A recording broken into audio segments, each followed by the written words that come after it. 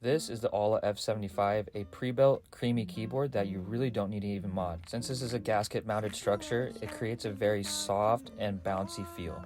And if you're an RGB fan, the RGB options on this keyboard are completely endless. This is the model that is black with the shine through keycaps, and there are two switch options, the crescent switches, and what I have is the Reaper switches. This wireless keyboard sold out numerous times on my last video, so if you see the keycap and switch options that you like, I would recommend that you pick it up right away. Now I'm going to leave you with a sound test and show you why this is sold out numerous times.